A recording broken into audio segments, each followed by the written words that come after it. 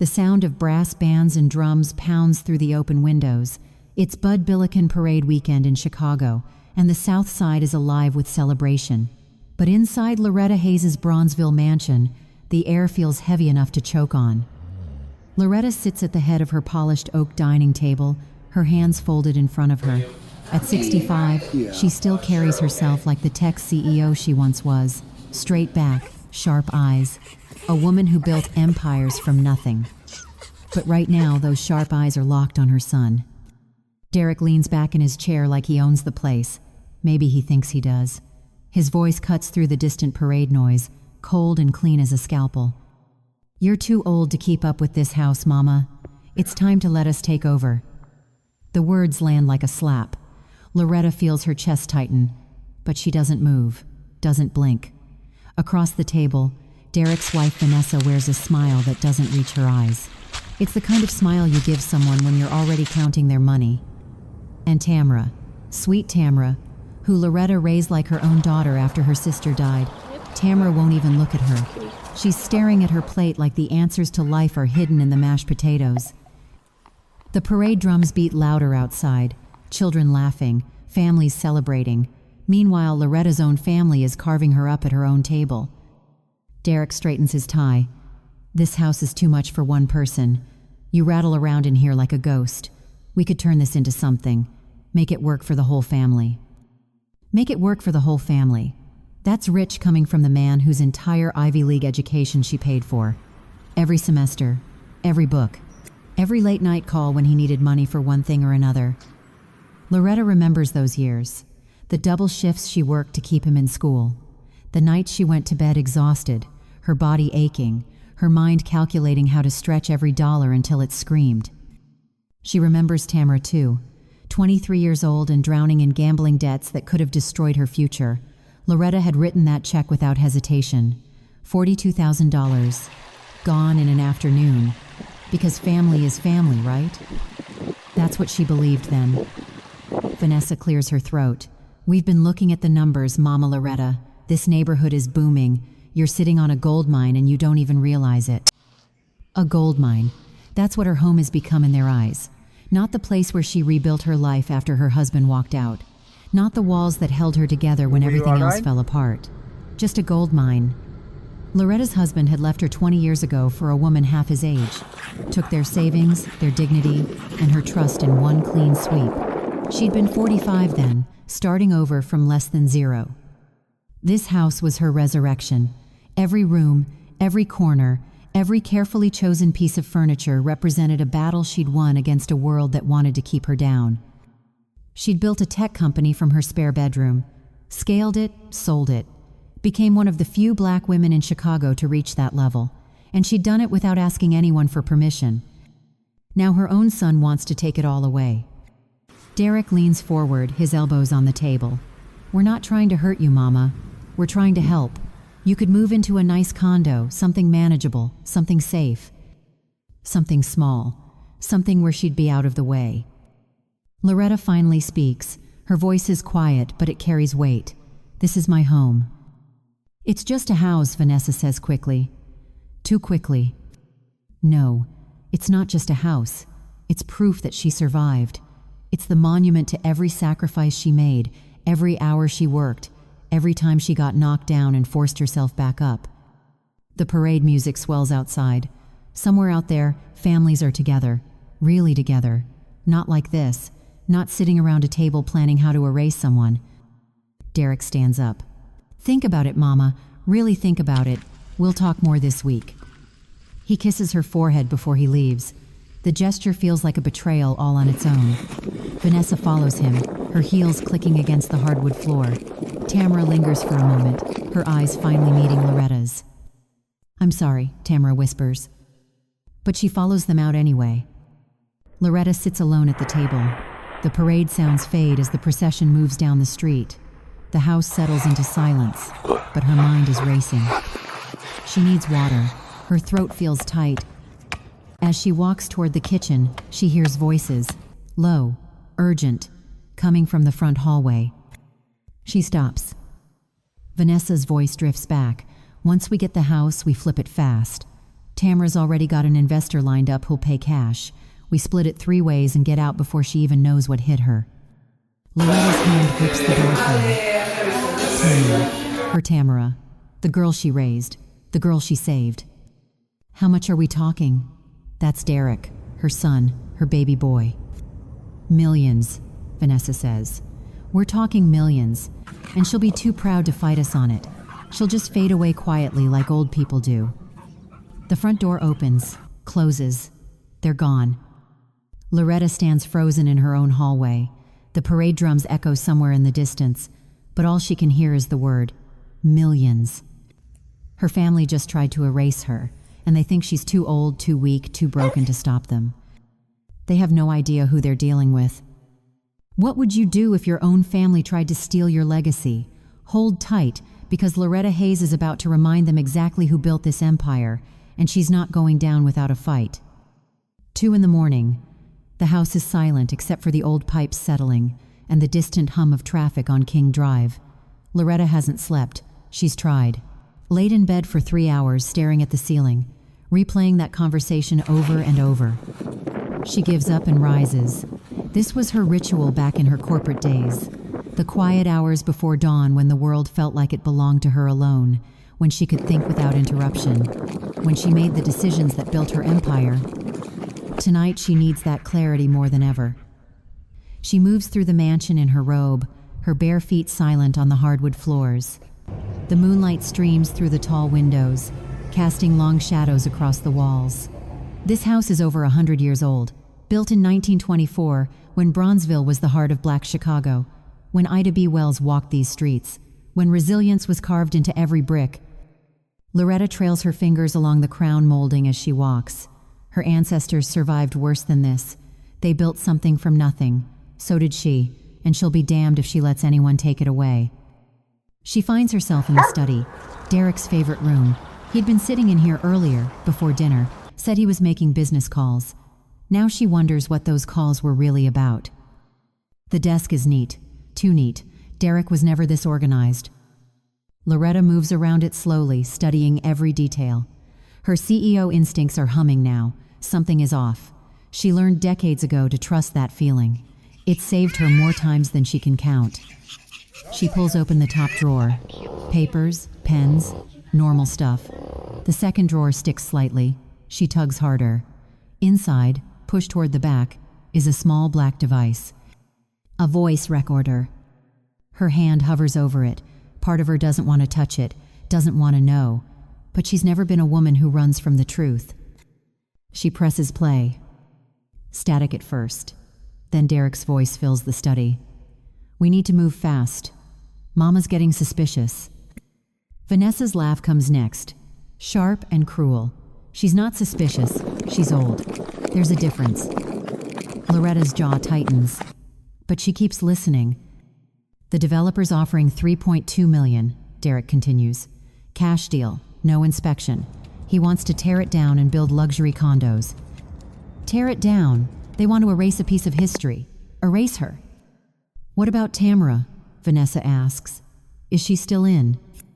Silence. Then a new voice. One that makes Loretta's blood run cold. I'm in, Tamara. Clear as day. But I've got my own investor interested. Someone who'll pay more. $4 million if we move within the month. Loretta's hand goes to her chest. She can't breathe. $4 million? Derek sounds eager. Hungry. Who is this guy? Developer from New York, Tamara says. I met him at a casino in Indiana. He specializes in flipping historic properties. Doesn't care about preservation, just profit. And your cut? Vanessa asks. 40%. You two split the rest. They're all quiet for a moment. Then Derek laughs. Actually laughs. Mama always said you were the smart one, Tamara. Guess she was right. The recording ends. Loretta stands frozen in the darkness. Tamara, the girl she raised as her own, the girl whose mother, Loretta's baby sister, died when Tamara was only 7 years old. The memories flood back so fast they knock the wind out of her. Tamara, at 8 years old, sitting right here in this study, struggling with a reading assignment, nearly in tears because the words wouldn't make sense. Loretta had pulled her close, pointed to each word slowly, patiently. "You're not broken, baby. Your brain just works different. We'll figure it out together." And they had, night after night in this house. Building Tamara's confidence one word at a time, Loretta had hired tutors, fought with the school district, made sure Tamara got every chance she deserved. She'd thrown Tamara a graduation party right here when she finished high school, against all odds, against everyone who said she'd never make it. She'd saved Tamara from those gambling debts, $42,000 to keep her out of trouble with some very dangerous people. And this is how Tamara repays her. Loretta sits down in Derek's chair. Her hands are shaking, not from fear, from rage, from heartbreak, from something deeper than both. She built this house into a home. She raised these children. She sacrificed everything, and they see her as nothing more than an obstacle to their bank accounts. The moonlight catches the framed photos on the wall. Loretta at her company's IPO. Loretta receiving an award from the Chicago Urban League. Loretta cutting the ribbon at a youth center she funded. She's not just some old woman they can push aside. She's Loretta Hayes. And she didn't survive corporate America, a cheating husband, racism, sexism, and every other obstacle thrown at her just to be taken down by her own family. They think they're playing chess. They have no idea she invented the game. Loretta picks up her phone. It's 2:30 in the morning, but she doesn't care. She dials her attorney, the one who helped her sell her company for $200 million, the one who knows how to move fast and hit hard. He answers on the third ring, groggy. "Loretta, what's wrong?" Her voice is steady now, clear, the voice of a woman who's made billion-dollar decisions before breakfast. "Nothing's wrong, Marcus, but I need you in my office at 8 a.m. sharp. We're going to war." The voices hit Loretta before she even opens the church doors. Gospel music pouring out like liquid gold, rich and full and alive. The Southside Community Church on a Thursday evening, and the choir is in full rehearsal mode. She steps inside and lets the sound wash over her. 20 voices strong, harmonizing on an old hymn that her grandmother used to sing. The kind of music that gets into your bones and reminds you who you are. Pastor Elaine spots her from the front pew and waves her over. They've known each other for 30 years. Came up together in Chicago's black business community when there weren't many women who looked like them in those spaces. Elaine's wearing her usual outfit, sensible shoes, a cardigan that's seen better days, and a smile that could light up the whole South Side. She gives Loretta a long hug, the kind that says, "I know something's wrong," without asking. "Come on down to the basement," Elaine says. "I've got coffee on." They navigate the narrow stairs while the choir above them launches into another song. The basement smells like old hymnals and fresh brewed coffee. Elaine pours 2 cups, and they sit at a folding table that's probably been here since the 70s. "Talk to me," Elaine says. Loretta tells her everything. The dinner, the recorder, the betrayal. Elaine listens without interrupting, her face getting harder with each detail. When Loretta finishes, Elaine shakes her head. "Lord have mercy, your own son?" "My own son, my own niece, both of them." The music from upstairs swells. Someone's doing a solo now, their voice climbing higher and higher like they're reaching for heaven itself. Loretta wraps her hands around her coffee cup. "I've got a plan, but I need your help." "I'm listening." "I want to sell the house, but not to them, not to their developer friends. I want to sell it to a nonprofit." Elaine raises an eyebrow. "A nonprofit?" "One that supports black youth. I want the house to become a community center, a place where kids can learn, grow, get mentorship, the things I had to fight for, the things Tamara needed." The irony isn't lost on either of them. Elaine leans back in her chair. "You know the fallout from this is going to be nuclear, right? Derek and Vanessa will lose their minds." "Good. Tamara will never forgive you." Loretta's jaw tightens. She made her choice. Now I'm making mine. The choir upstairs transitions into something slower, softer, a song about grace and redemption. Loretta wonders if there's redemption for her family. Right now, she doesn't much care. Elaine sips her coffee, thinking, "You'll need a realtor who can move fast and keep their mouth shut. Someone who won't leak this to Derek before it's done." "That's where you come in." A smile spreads across Elaine's face. I know just the person. Marcus Chen handles a lot of nonprofit property deals. Discreet as they come. I'll set up a meeting. How fast can we move? If the nonprofit has funding, 2 weeks, maybe less. 2 weeks. Derek's planning to make his move within the month. Loretta will be 3 steps ahead of him. She takes a sip of coffee and feels something shift inside her. Not sadness anymore, not even anger. Something colder, more focused. They want to play dirty? Loretta says. I invented the game. Elaine laughs. There's the Loretta I know. The memory hits without warning, sharp and vivid. 1994, a boardroom in downtown Chicago. Loretta is 34 years old, the only black woman in a room full of white men in expensive suits. She's pitching her tech company's expansion plan. With all due respect, Miss Hayes, one of them says, perhaps you should focus on more realistic goals. Realistic, code for small, code for know your place. Another man chimes in. Women in tech are great for certain roles, but leadership at this level requires a different kind of thinking. Different kind of thinking. Code for you don't belong here. Loretta had stood up, walked to the whiteboard, and proceeded to dismantle every objection they had with data, projections, and cold hard facts. By the time she finished, 2 of them were sweating. She'd gotten her funding, tripled the company's value within 18 months, and made sure every single one of those men knew exactly who was running the show. That's who she is, not some frail old woman to be pushed aside. You know what the best part is? Loretta says, pulling herself back to the present. They think I'm weak. They think I'm too old, too tired, too emotional to fight back. Big mistake. The biggest. Elaine reaches across the table and squeezes Loretta's hand. When do you want to meet Marcus? Tomorrow morning, 8 o'clock. I'll call him tonight. They sit in comfortable silence for a moment. The choir upstairs is finishing their rehearsal, the director giving notes.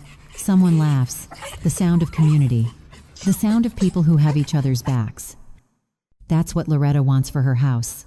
Not some soulless condo development, not a monument to greed, but a place where the next generation can find their footing. One more thing, Elaine says. Have you thought about what you'll do after? Where you'll live? Loretta smiles. I've got enough money to buy 10 houses. That's not the issue. The issue is making sure my legacy means something. It already does. Not yet, but it will. They head back upstairs. The choir is packing up, laughing, making plans for Sunday service. Pastor Elaine walks Loretta to the door. Outside, the south side is settling into evening. Streetlights coming on, families heading home. You're doing the right thing, Elaine says. Loretta nods. She knows she is. This isn't about revenge. It's about reclaiming her story.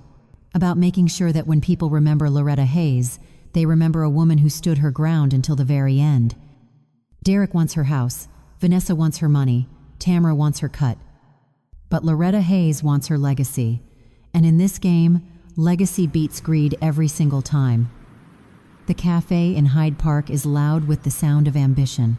University of Chicago students crowd every table, debating philosophy and politics like the fate of the world hangs on their words. Coffee machines hiss. Laptops glow. This neighborhood has always hummed with intellectual energy. Loretta sits in the back corner, away from the chaos. She's wearing sunglasses even though they're indoors. Old habit from her corporate days when she needed to disappear in plain sight. Marcus Chen slides into the seat across from her. He's younger than she expected. Early 40s, sharp suit, a leather messenger bag that's seen some miles. He doesn't waste time with small talk. Pastor Elaine filled me in, he says quietly. I'm sorry you're dealing with this. Loretta waves off his sympathy. I'm not looking for sorry. I'm looking for fast. Were you all right? Marcus pulls out a tablet and swipes through some documents. I've already reached out to 3 nonprofits that might be interested. All of them focus on youth development. All of them have the funding to move quickly. How quickly? 1 week. Maybe less if we're lucky. Loretta feels her pulse quicken. 1 week. Derek won't see it coming. Marcus slides a stack of papers across the table. This is the listing agreement. No signs on the property. No public marketing. We'll reach out directly to qualified buyers only. Total discretion. She reads through the contract. Her lawyer trained her well. Never sign anything without understanding every word. The terms are clean, simple, exactly what she needs. "What's your commission?" she asks. 2%. I'm cutting my usual rate because this is for the community. Loretta looks up at him. "You don't have to do that." "Yes, I do. Pastor Elaine told me what you're trying to build. That matters more than money." She signs the papers. Her signature is steady, strong. This is happening. Marcus tucks the documents away. "I'll be in touch as soon as I have something. In the meantime, act normal. Don't let your family suspect anything." "Trust me," Loretta says. "I can play this game." 3 days later, Marcus calls with news. A nonprofit called Future Tech Chicago wants the house. They're planning to turn it into a technology training hub for underserved teenagers. Coding classes, robotics, digital design, everything Loretta's company specialized in. They're offering $2.8 million, Marcus says. Cash, no contingencies. They want to close in 10 days. $2.8 million. Less than what Derek's developer would pay. But Loretta doesn't care about the money. She cares about the mission. "Accept it," she says. That same evening, Derek and Vanessa decide to throw a dinner party, right there in Loretta's house. Their house, they probably think. Loretta gets the text from Vanessa that morning. "Hosting friends tonight for dinner. Hope you don't mind cooking, Mama. Your peach cobbler would be perfect." The audacity. They're planning to steal her home and they want her to bake for their guests. Loretta texts back, "Of course, baby, happy to help." She spends the afternoon in the kitchen making peach cobbler from scratch. The smell fills the house. Butter and cinnamon and summer fruit. Her grandmother's recipe. The one she's made 1,000 times. The guests arrive at 7. 6 couples, all dressed like they're trying too hard. Derek and Vanessa hold court in the living room, champagne glasses in hand. Loretta brings out appetizers, plays the perfect hostess, smiles when they compliment the house. "We're planning some renovations," Vanessa announces to the room. "Really modernize the space. Get rid of all this old furniture." This old furniture. The antiques Loretta collected over decades. Each piece chosen with care. Each one carrying a memory. Derek jumps in. "We're thinking marble countertops. Maybe knock down a few walls. Open concept is huge right now." The guests murmur their approval.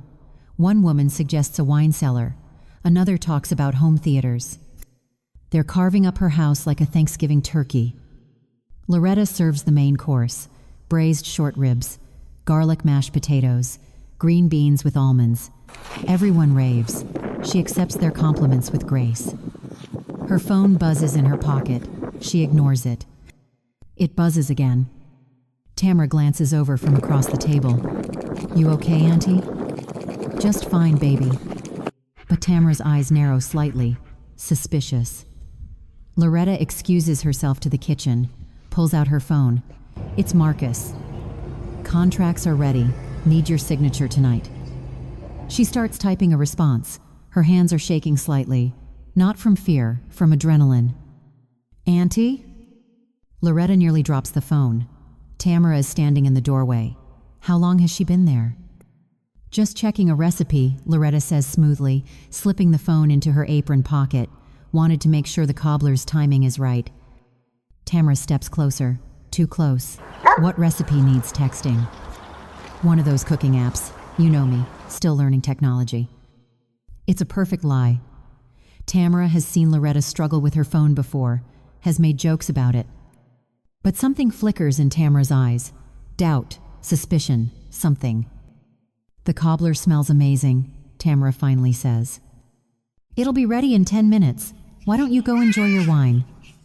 Tamara lingers for another moment, then turns and walks back to the dining room. Loretta leans against the counter. That was too close. She pulls out her phone again. Types quickly. "We'll sign tomorrow morning, 9 a.m. Marcus responds immediately. "Perfect, you're doing great."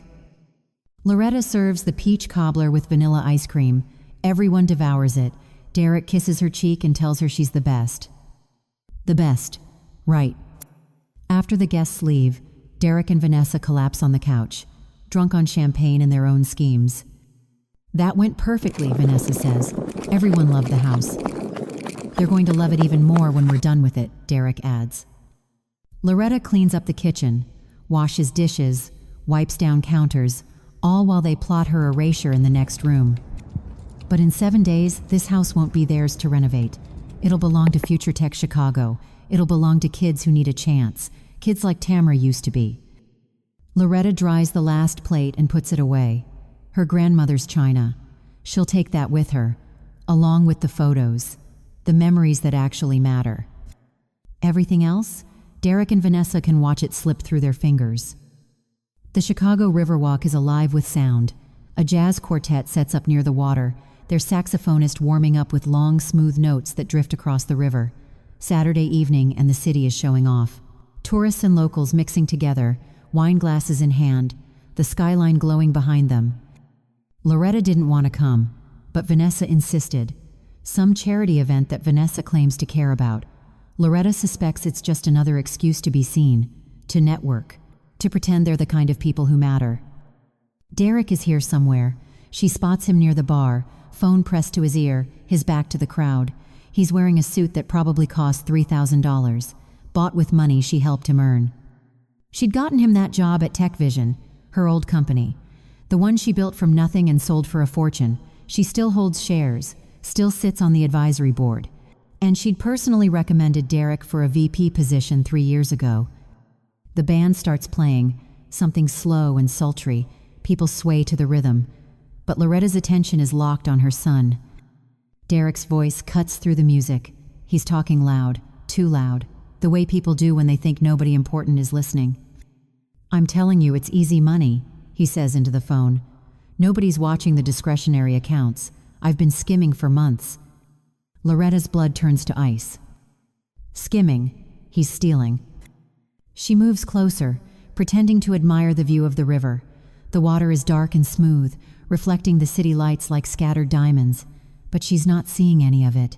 She's focused entirely on Derek's words. "How much have you moved?" The voice on the other end is muffled, but Derek's response is crystal clear. "About 400,000 so far. Maybe more. I stopped counting." $400,000. From her company, the company she bled for, the company she built while raising him alone after his father walked out.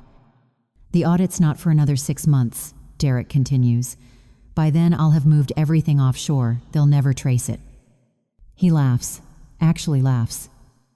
Loretta's hands curl into fists. Every muscle in her body is screaming at her to march over there, to confront him, to tear him apart in front of everyone. But she doesn't move. Because Loretta Hayes didn't become one of the most successful black women in tech by acting on emotion. She became successful by thinking 3 steps ahead, by planning, by striking when her enemies least expect it. Derek ends his call and heads back toward the party. He walks right past Loretta without even noticing her. To him, she's invisible. Just another old woman fading into the background. Perfect. She waits until he's gone. Then she leaves.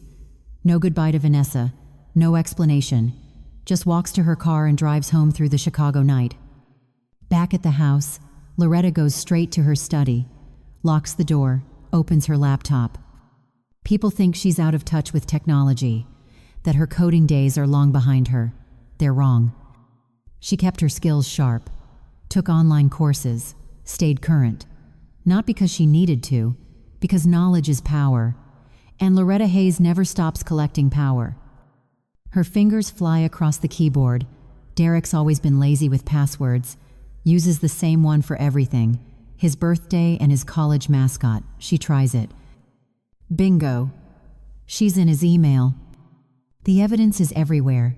Emails to offshore accounts, transfer confirmations, communications with someone named Vincent, who's clearly helping him launder the money. $472,000.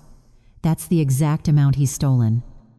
From her company, from the people she mentored, from the shareholders who trusted the Hayes name. Loretta downloads everything. Screenshots, PDFs, a complete digital trail of Derek's crimes. She should call the police. Turn him in right now. Watch him get arrested and charged and convicted. But that would be too simple. Too clean. And Derek doesn't deserve clean. She closes the laptop and sits back.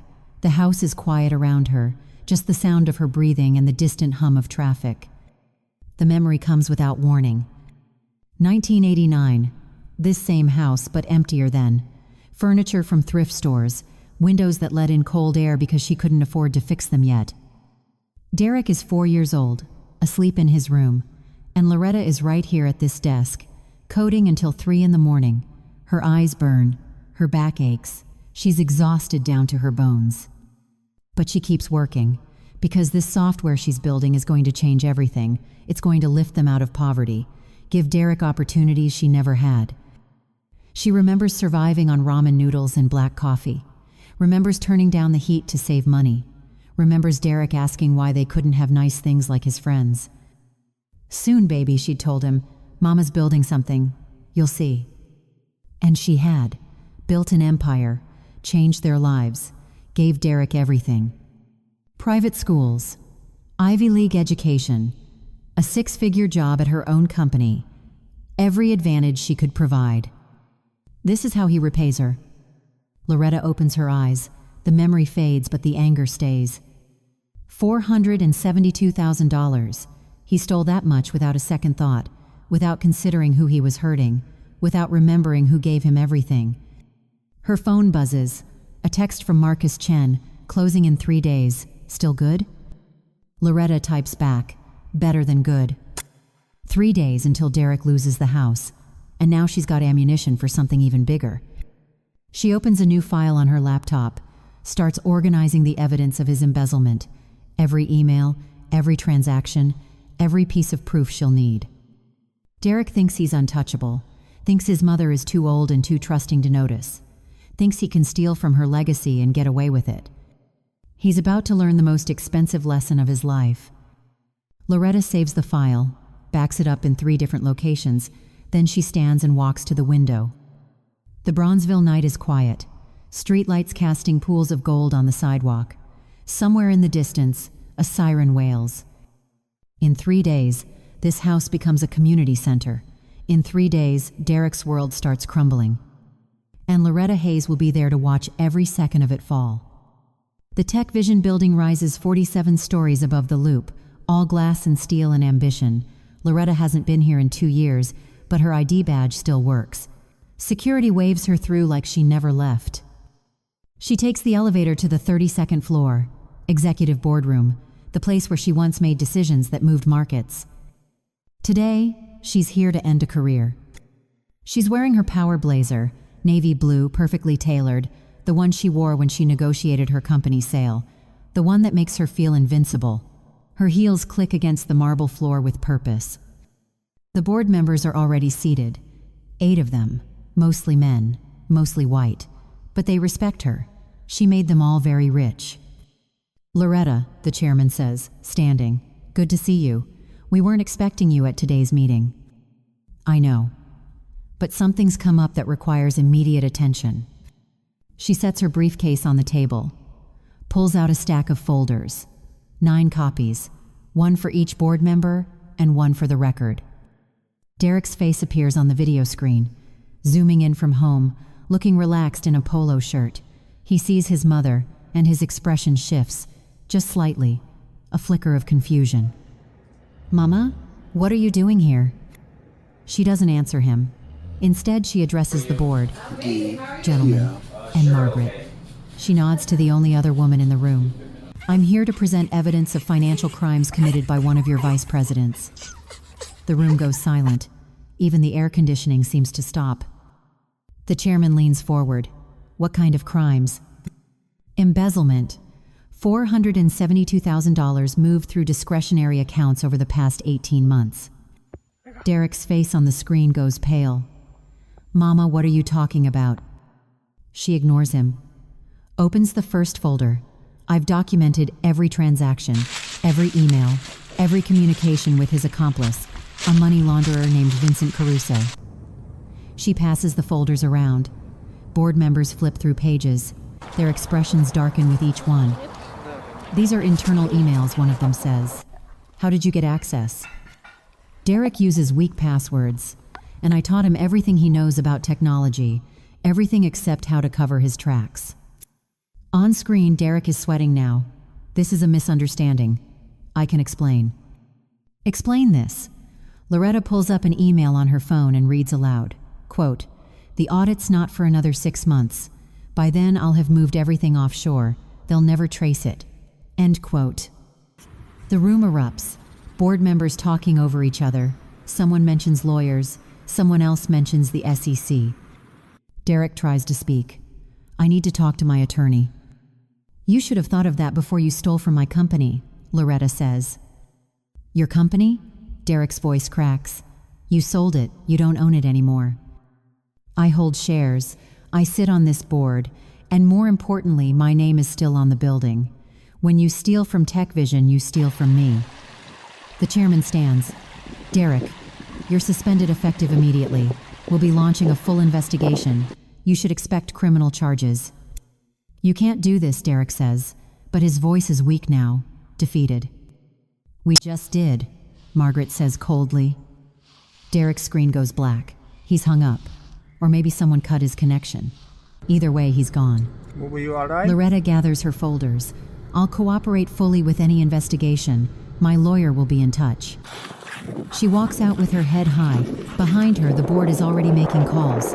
To attorneys, to the police, to the press office to prepare a statement. By the time Loretta reaches the lobby, Derek's career is already over. She drives home through downtown Chicago. The Loop's skyscrapers tower around her, monuments to power and money and ambition.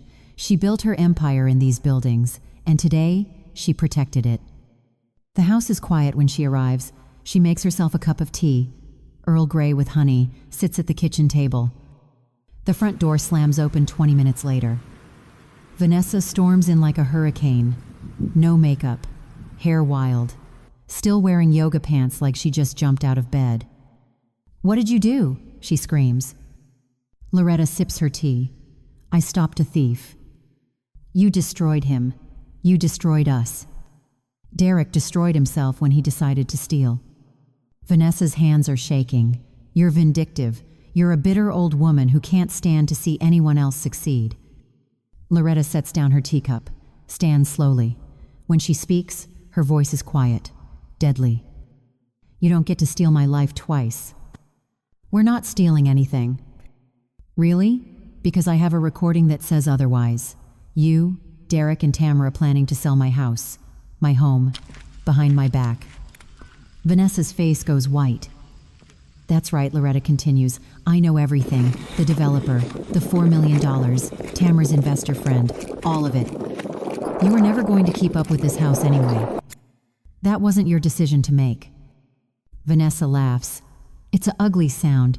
You think you're so righteous, so perfect, but you're just scared. Scared of being alone, scared of being irrelevant.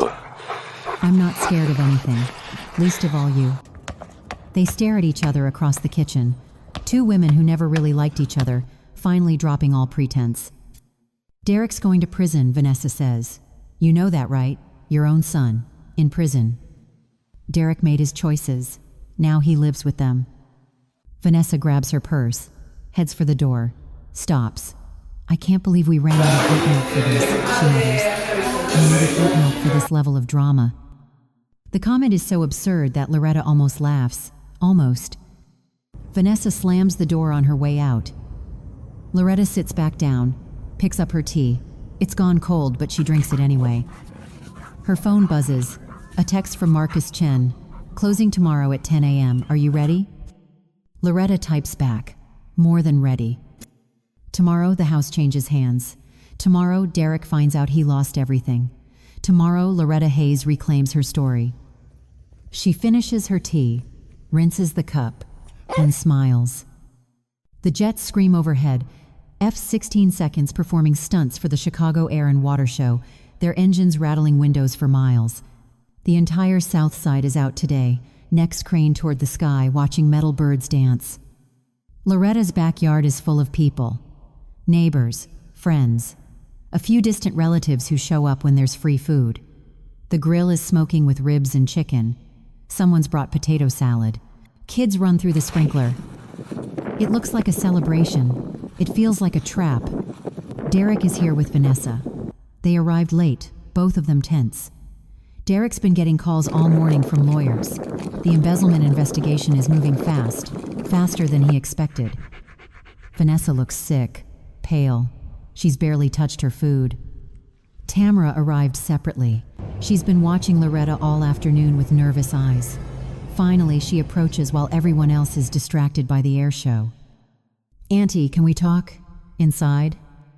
Loretta wipes her hands on her apron. "Of course, baby." They walk into the kitchen. The noise from outside fades, just the two of them and the truth hanging in the air. Tamara wrings her hands. "I need to tell you something, but you can't say anything. Not yet." "I'm listening." Vanessa's pregnant. Loretta's heart skips. A grandchild.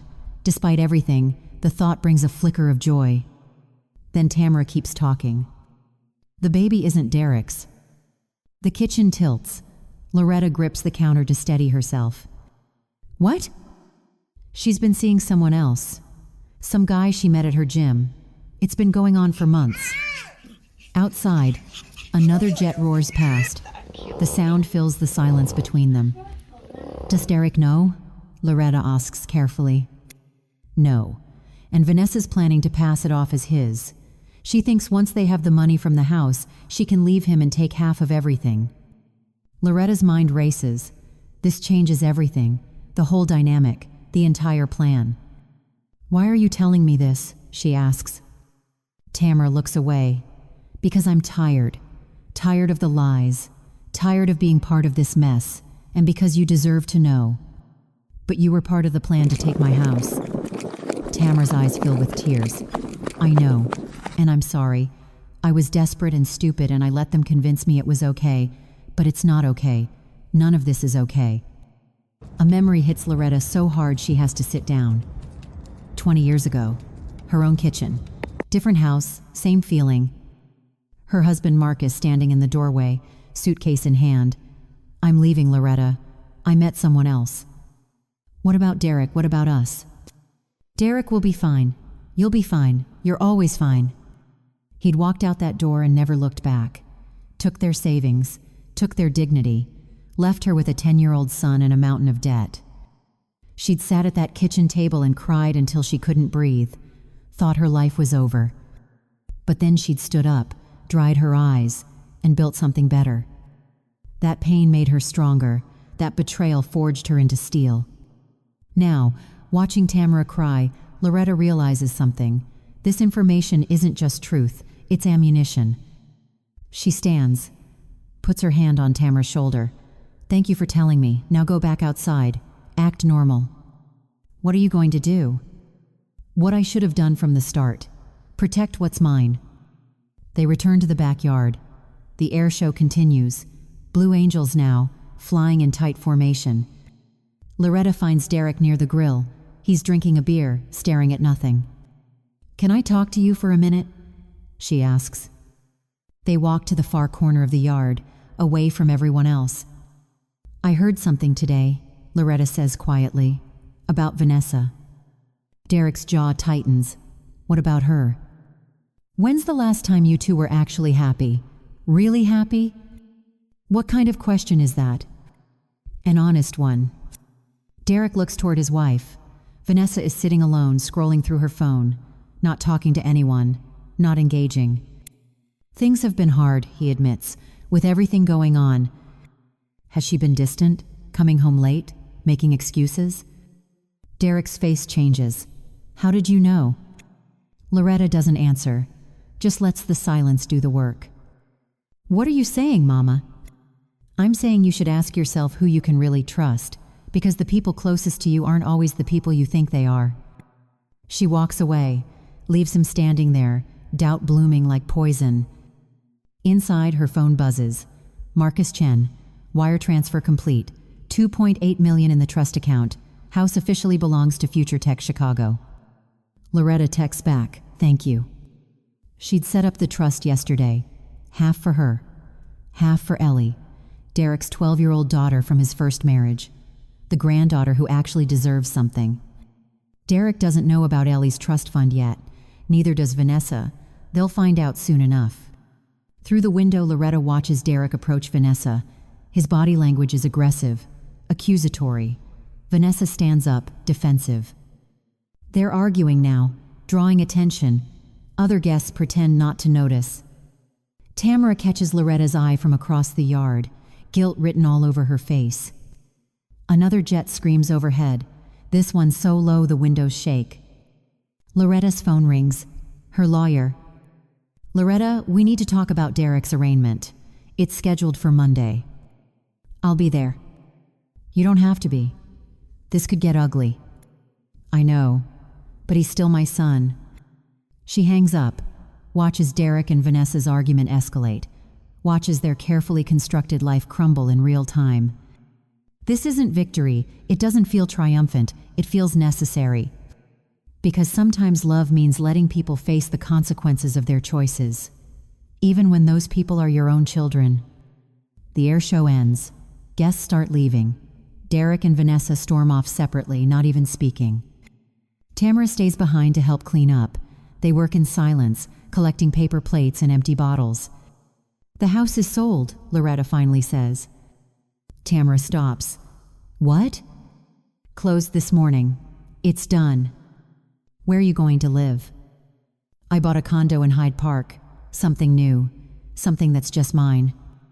Tamara nods slowly. He's going to lose his mind. Probably. They finish cleaning as the sun sets over Chicago. The sky turns orange and pink, beautiful and brutal at the same time. The morning light comes through the tall windows one last time, golden and soft, the way it always does in Bronzeville. Loretta stands in the empty living room, her footsteps echoing on the hardwood floors. The movers came yesterday, took most of the furniture to storage. The rest went to her new place. All that's left now are the ghosts of a life she built. She walks through each room slowly, memorizing, saying goodbye. The dining room where she hosted Thanksgiving dinners for 20 years, where Derek learned to carve a turkey, where Tamara laughed so hard she spit out her sweet tea. The study where she built her empire. Late nights, early mornings, coffee-stained contracts and breakthrough ideas that changed everything. She climbs the stairs, her hand trailing along the banister that's worn smooth from decades of touch. Derek's old bedroom still has the nail holes from his basketball posters. She remembers him at 16, angry at the world, slamming this door so hard the frame cracked. She'd made him fix it himself, taught him that you repair what you damage. Apparently, that lesson didn't stick. The kitchen is what hurts most. This is where life happened, where conversations flowed over morning coffee and midnight snacks. The refrigerator is almost empty now, but Ellie's finger paintings are still magnetically stuck to the door. A rainbow, a house, a stick figure labeled Grandma with a big smile. Loretta carefully removes them, folds them, tucks them in her purse. She opens the drawer next to the stove. Her sister's recipes are still there, handwritten on index cards, stained with flour and memories. Peach cobbler, collard greens, sweet potato pie. Her sister died 15 years ago, breast cancer, fast and brutal, left behind a 7-year-old Tamara and a stack of recipes that smelled like love. Loretta picks up the cards, reads her sister's handwriting. Don't forget the nutmeg and the sweet potatoes. That's the secret. She slides the cards into her purse with Ellie's paintings, some things you don't leave behind. The letter is waiting on the counter, 2 envelopes, one for Derek, one for Vanessa. Inside each is a copy of the sale agreement, proof that the house no longer belongs to the Hayes family, that it belongs to Future Tech Chicago, that it will become a community center for kids who need chances. She's also included a note, simple, direct. You wanted space, you got it. That's all. No long explanations, no emotional appeals, just the truth in 7 words. Loretta sets the envelopes on the counter where they'll be found. Then she takes one last look around. This house held her together when everything else fell apart. These walls heard her prayers and her tears. This foundation kept her steady when the world tried to knock her down. But it's just a house, and she's so much more than the place she lives. She locks the door behind her, slides the key into the mailbox. and drives away without looking back. Englewood is different from Bronzeville. Quieter, more residential. The kind of neighborhood where people actually know their neighbors. Her new cottage is small, 2 bedrooms, a front porch with a swing, a yard just big enough for a garden. It's perfect. As she pulls up, 3 neighbors are already on their porches. They wave, call out greetings. One woman crosses the street with a casserole. "Welcome to the block, sister. I'm Denise. You need anything, I'm right there in the blue house." This is what community feels like. Not the forced politeness of Derek's dinner parties, but real connection. The kind her grandmother knew, the kind Chicago's South Side was built on. Loretta spends the afternoon unpacking, hanging pictures, making the cottage feel like home. It's easier than she expected, lighter somehow. Around 4 o'clock, there's a knock, soft and hesitant. Ellie stands on the porch, 12 years old, wearing her school uniform, backpack still on her shoulders. Derek's daughter from his first marriage, the granddaughter who still calls every week. "Grandma?" Loretta opens the door wide. "Baby girl, how'd you find me?" "Dad's assistant gave me the address. Can I come in?" They sit on the porch swing. Ellie's legs don't quite reach the ground yet. Loretta pushes them gently with her foot. "Why'd you leave?" Ellie asks. Her voice is small, confused. Loretta considers her answer carefully. Ellie's too young for the whole truth, but she deserves honesty. "Sometimes people forget who you are," Loretta says. "They start seeing what they want to see instead of who's really there. I had to leave to remind them." "Remind them of what?" "That I'm not someone who can be pushed around. That I built my own life, and I get to decide how it ends." Ellie nods like she understands. Maybe she does. "Dad's really mad," she says quietly. "I know. Are you mad at him?" Loretta thinks about this. Is she mad? Or is it something deeper? Something more complicated than anger? "I'm disappointed," she finally says. "But I still love him. You can be both." "Is that why you put money in my college fund?" "Mom told me you did."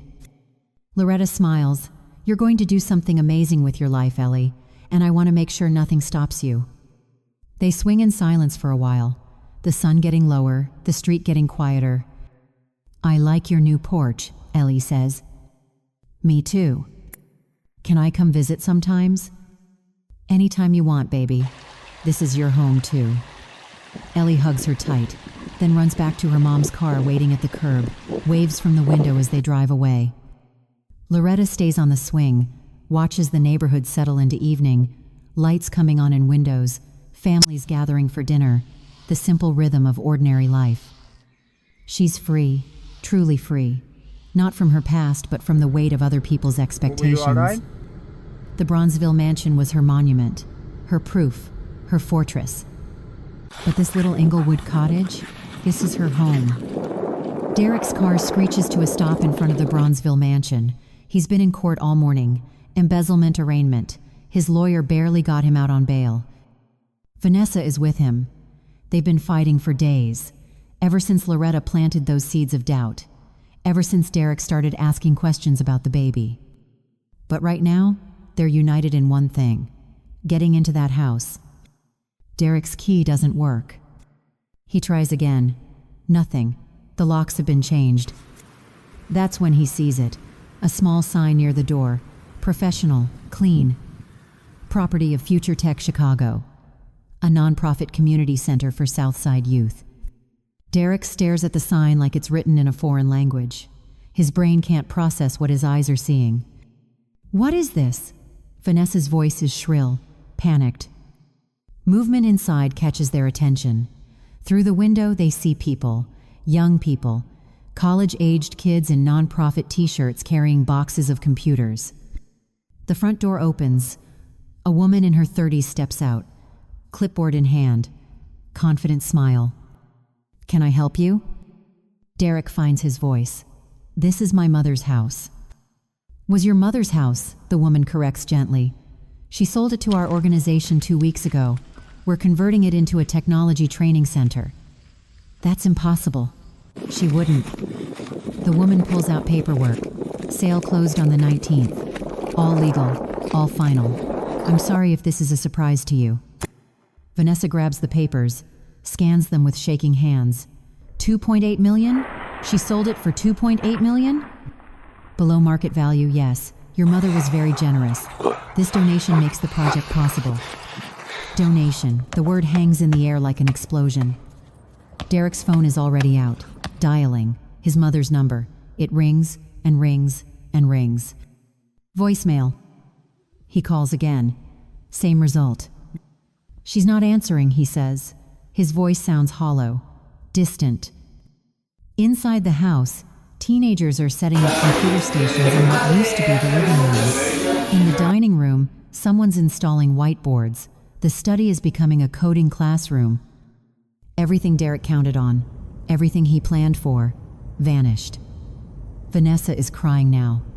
Angry tears. She did this on purpose. She knew we needed that money. She knew, Derek says quietly. She knew everything. They stand there watching strangers transform his childhood home, watching his inheritance become someone else's future. The nonprofit woman touches Derek's arm. Your mother told us about you, said you went to school on her sacrifices, that this center is the legacy she wants. Kids who need chances getting the same opportunities you had. The words cut deeper than any insult. Derek and Vanessa drive away in silence. Behind them, the mansion fills with life, with purpose, with everything it was always meant to be. 3 hours later, Tamara shows up at Loretta's cottage. She's been crying. Her makeup is ruined. Her hands won't stop shaking. Loretta opens the door but doesn't invite her in. The house is gone, Tamara says. My investor. The deal. Everything. I know. Why didn't you tell me? I could have explained. I could have fixed it. Loretta's voice is calm. Final. There's nothing to fix, Tamara. You made your choice. I was desperate. The gambling debts came back. I thought if I could just get enough money to start over. You always think you can start over, but you never learn. Tamara reaches for her. Please, you raised me. You're all I have. I raised you to be better than this. Loretta steps back. You sold trust. I sold bricks. One of those can be rebuilt. The other can't. So that's it? You're just done with me? I'm done being your safety net, your excuse, your backup plan when you mess up.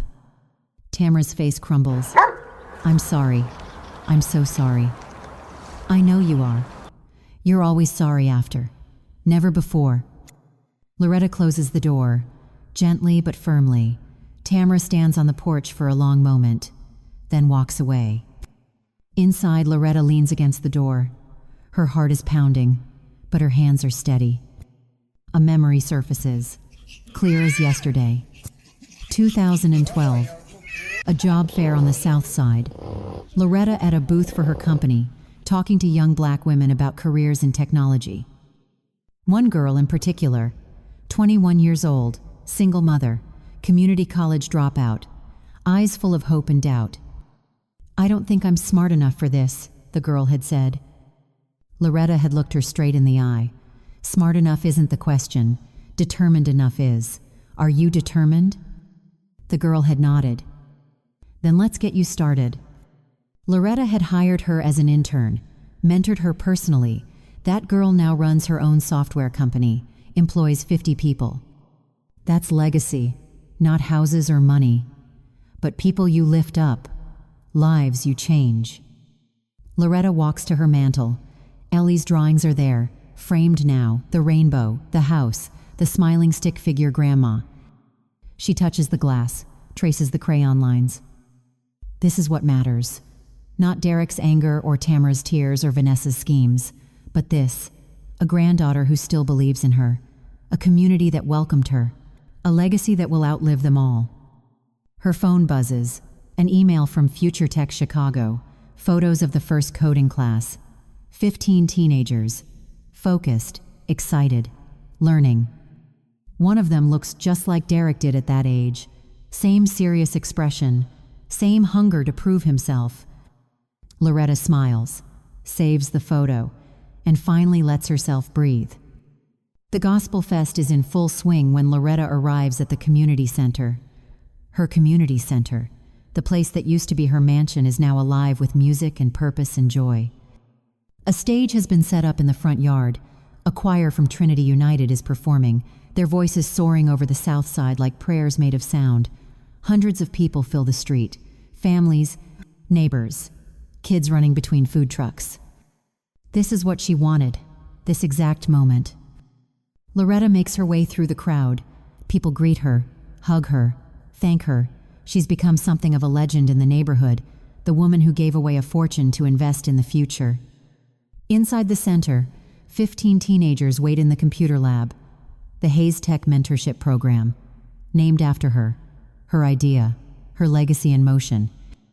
The room that used to be her study is now filled with state-of-the-art equipment, coding stations, 3D printers, everything these kids need to build their dreams. They stand when she enters, respectful, eager. "Miss Loretta," they say in unison. She smiles. "Sit down, babies. We've got work to do." For the next 2 hours, she teaches Python programming, problem solving, but also resilience, perseverance, the things that can't be coded but have to be lived. One girl raises her hand. "Miss Loretta, what made you want to do this? Give up your house for us?" Loretta pauses, considers her answer. "Because someone believed in me once," she says, "when I had nothing, when the world told me I couldn't, and that belief changed my life. Now it's my turn to believe in you." The girl nods, eyes shining with something that looks like hope. They're wrapping up the session when Loretta sees him, standing in the doorway, looking smaller than she remembers. Derek. He's lost weight. The expensive suits are gone. He's wearing jeans and a plain shirt. His bail hearing didn't go well. House arrest until trial. No job, no prospects. But he's here. The teens file out, chatting excitedly about their projects. Loretta and Derek stand facing each other in the empty room. "I didn't think you'd come," she says. "I almost didn't." His voice is rough, tired, but I had to see it. What you built. What we're building. It's not finished yet. Derek walks to the window, looks out at the festival, the celebration, the community that embraced what his mother created. "I messed up, Mama. Not just the embezzlement. Everything. The house, the lies, thinking I was entitled to what you built." "Yes, you did. I didn't see you. Didn't see how hard you worked, how much you sacrificed. I just saw what I wanted." Loretta joins him at the window, side by side, mother and son. "I didn't see you, Mama," he says again. His voice breaks. "I'm sorry." She's waited weeks to hear those words, wondered if they'd ever come. Now that they're here, they feel both too late and right on time. "I forgive you," she says simply. But forgiveness doesn't mean forgetting. It doesn't mean going back to how things were. "I know. You hurt me, deeper than your father ever did, because I expected it from him. But you were supposed to be different." Derek wipes his eyes. "I want to be different. I want to fix this." "Then start by fixing yourself. Get help. Face your consequences. Learn who you are when you're not taking shortcuts." "Will you be there when I do?" Loretta turns to face him fully. "I'm your mother. I'll always be here, but on different terms now, with boundaries, with honesty." "See me now," she continues, "not as someone to use, not as a safety net, but as a person who deserves respect." Derek nods. "See you now, I promise." It's not reconciliation, not yet, but it's a beginning. Outside, the choir launches into a new song. Powerful, triumphant, the kind of gospel that makes you believe in redemption. Someone tugs on Loretta's sleeve. Ellie, grinning from ear to ear. She's been helping at the festival all day. "Grandma, they want you on stage, to say something." Loretta looks at Derek. He gives her a small smile. "Go. They need to hear from you." She takes Ellie's hand and walks outside. The crowd parts as they move toward the stage. The choir finishes their song and the director hands Loretta the microphone. She looks out at hundreds of faces, black faces, brown faces, young and old, all of them here because of what she built. "I'm not good at speeches," she starts. The crowd laughs warmly. But I know this. Community isn't about buildings. It's about people. It's about lifting each other up. About passing on what we learned so the next generation can fly higher. Applause rises. Someone shouts amen. This center belongs to you now, to your children, to every kid who's been told they're not good enough or smart enough or deserving enough. We're here to prove them wrong. The crowd erupts. Ellie squeezes her hand, beaming with pride. Later, as the sun sets over Chicago, Loretta sits on her cottage porch. The festival sounds fade in the distance. Jazz plays softly from her speaker, something smooth, something that feels like peace. An envelope sits on her lap. From Ellie, delivered this morning but saved for this moment. She opens it carefully. Inside is a drawing, newer than the ones on her fridge, more detailed. It shows the community center, kids streaming in and out, and in the middle, a woman with her arms wide open. Underneath, in Ellie's careful handwriting, "Grandma, you're my hero. Love, Ellie." Loretta holds the drawing to her chest, lets the tears come, happy tears this time. She lost a house, gained a legacy, lost a family, built a community, lost her illusions, found herself. The jazz continues. The porch swing creaks gently. The south side settles into evening. And Loretta Hayes, 65 years old, sits in her power, wrapped in peace, secure in her purpose. This is what winning looks like.